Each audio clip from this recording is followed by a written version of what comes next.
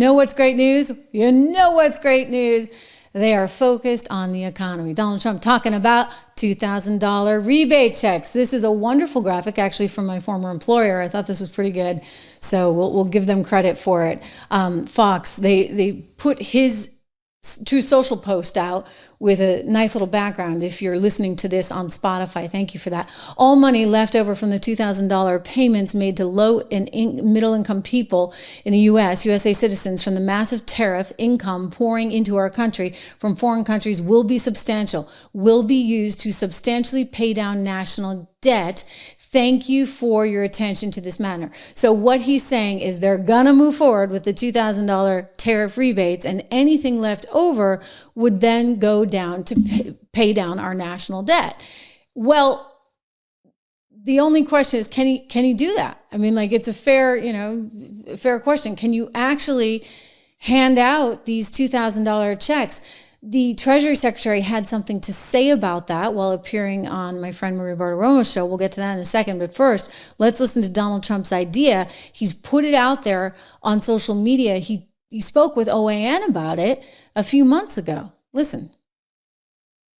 We also might make a distribution to the people, almost like a dividend to the people of America. How much are you thinking for that, sir? Well, we're thinking maybe $1,000 to $2,000. Be great. Inflation is completely stable. Yep. It's around target rate, and the country is ultimately taking in unprecedented amounts of tariff revenue, more than $200 billion at this point in time, sir. What do you believe this extra source of revenue can be put towards, and how big of a game changer is it for your administration? Well, ultimately, because we're talking about a just kicking in. They're just starting to kick in. But ultimately, your tariffs are going to be over $1 trillion a year, in my opinion. We're going to do something. We're looking at something. So this is why, if you get $1 trillion coming in, it gives you more flexibility. You don't have as much flexibility with the $200 million, but he's really pushing this hard. Now, is that in part because he runs the risk that the Supreme Court is going to say, hey, no way, Jose, no pun intended, you can't do this? I suspect they're going to try and thread this needle very carefully, because if they do say no way, Jose, then that actually means the U.S. is going to be on the hook for having to possibly return all of this money. And you run the risk of lawsuits from all these other countries saying, hey, we never should have had to pay this to begin with, and we want this back with interest, plus, all the hardship we had to go through for giving you this money. So that would not be a great scenario. The other thing he said is that he really wants to do this. He really wants to give the money back to the people. So if the Supreme Court says no go on these tariffs, then you've got an entire public that's invested, the political capital that they just put in, saying, hey, but I want my refund check, I want my rebate check, I want my tariff check.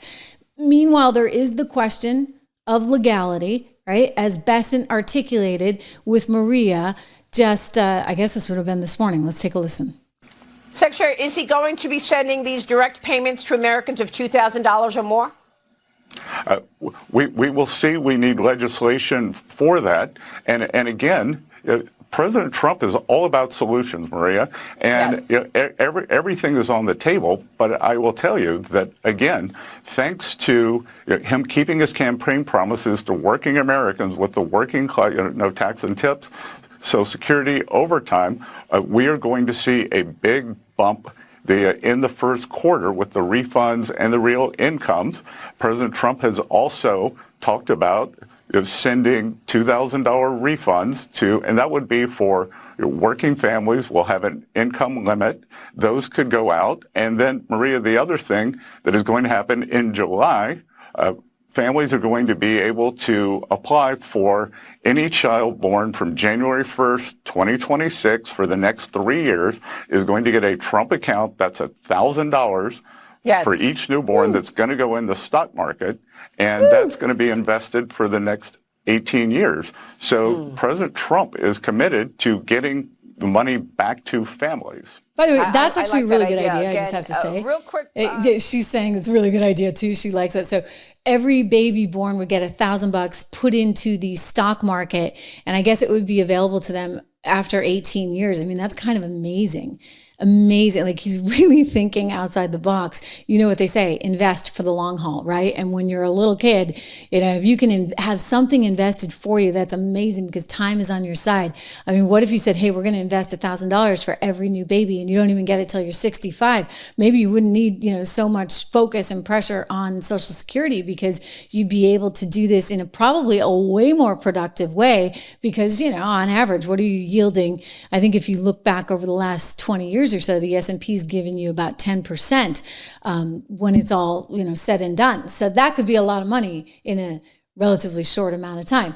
If you're interested in investing, I do encourage you to go over and look at my investing newsletter at 76research.com. You can use code dollar DOLLAR to get it for just $1 a month for the first 2 months, and then it jumps to $9.95 thereafter. But we've got a lot of good research on there that I would encourage you to look at. And I do think that this is very interesting. They are looking outside the box for new solutions to serious economic problems, including, for example, the SNAP situation. Apparently, there's all kinds of fraud going on. I mean, during this whole shutdown, you had a lot of people taking to Twitter saying, how can you ever allow it to get to this? Oh yeah, listen to this guy. I'm just gonna say it, and I don't care who get mad. Should no grown, able-bodied people be freaking out about no food stamps? If you got 2 legs, 2 arms, you can get up and talk on the phone. You can get up and take your behind to work. I'm talking to able-bodied. You heard him. Yeah, I mean, so able-bodied people, you know, but then, you know, you get this able-bodied lady caught stealing and justifying it. There's something wrong with the world. Hi, you guys. I'm out of the store. They wanted $7 for this. Mind you, I don't have food stamps anymore. They cut me off. So I only had $22 left in food stamps. So this is what I stole. Okay, they wanted $9 for this. I said, oh, I don't got $9. Then they wanted $2 for this. They wanted, sorry, it's all f***ed up because it's been in my purse. $7 for this. I'm making some stuffed salmon today. These are needed. I'm not paying $7 for that. Okay, let me show you the most important thing to me. Short ribs. Take off the label so that you don't beep. Get your f***ing meat. How many do you think that I got? You can use some handy advice. Well, let's just say that Brooke Rollins has been making it very clear they have no intention of allowing people to get SNAP benefits if they don't legitimately need them. And so there's going to be work requirements, etc. They have just announced, guess what? You got to re-enroll. You got to re-enroll in SNAP. So 46 million people now have to apply again. I want to go to the story. They had it on Fox and Friends this morning. Take a peek. You have to reapply. Now, this happened, of course, when the government shut down and there was, you know, the SNAP benefits were not getting out to the people. For 42 million Americans. For 42 million. Well, we thought Americans. Inside the country. People is probably the better. Yep. People. And so Brooke Rollins, we had her on and we had a great conversation with her where she said, hey, listen, this whole SNAP benefits conversation around the shutdown has sort of pulled the curtain back, and people are seeing how many people are on SNAP that aren't actually citizens, and they're going to have to reapply. What do you make of this? I think it's very popular, especially if you go online and look at what people think. I think it's a popular initiative to say these benefits are for Americans. Is she going to be able to accomplish this? Is she going to have some legal challenges to it? What are your thoughts? Well, I'm sure. You know, everything that comes from the Trump administration, I just track it and see how long it takes for it to land in the Supreme Court. So there are going to be legal challenges. But the thing is, most of these programs with SNAP are administered by the states. And a lot of the states do have verification programs where people have to update every 3 to 6 months or, you know, really establish that they got some kind of need. But maybe she's proposing something at the federal level that would then have a federal component for, you know, applying and proving that you actually need this. Because I think all of us are compassionate Americans. Like, we want our fellow Americans to get help when they need it. And we've all known people, if not our own families, that have walked through these periods of needing this kind of help. But Secretary Rollins also said that she found there were 186,000 checks or SNAP benefits going out to people who were dead. So if that's accurate, that's just kind of the tip of the iceberg. And there are other problems with the program, too. So yeah, for sure. I think a lot of Americans would say, again, gosh, I didn't realize. Going back to what Rollins has said, in an interview with Laura Ingraham, she was making the point that they have discovered all kinds of fraud, and really that's just not acceptable. Now, is it? Whether it's, hundreds of thousands of people getting benefits that are no longer with us, or what she's uncovered allegedly here. Let's listen. And 20 plus others did not, and we're suing. We're in a litigation right now. But of the 29 that complied, what we have found is staggering. 500,000 people getting benefits 2 times under the same name. 5,000 dead people. 80% of the able-bodied Americans, meaning they can work, they don't have small children at home, they're not taking care of an elderly parent, they can work and they choose not to work, of course, because they're getting significant benefits from the taxpayer. So this light, Laura, that has now been shined on what is perhaps one of the most corrupt, dysfunctional programs in American history, that we are working now. Very big announcements coming next week on this. We are cracking down. We now have a plan to fix it, and we're really, really excited about doing that for the American people. So this has been going on for many years. I mean, I think I covered this on the radio.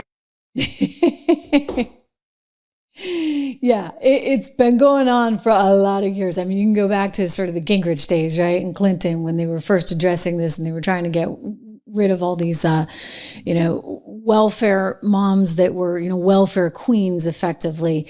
And they wanted and Clinton actually did this really well. They really clamped down on all of that was going on. So this may be the next wave of it, guys. And it's likely to come from one Donald Trump. So this is a big deal.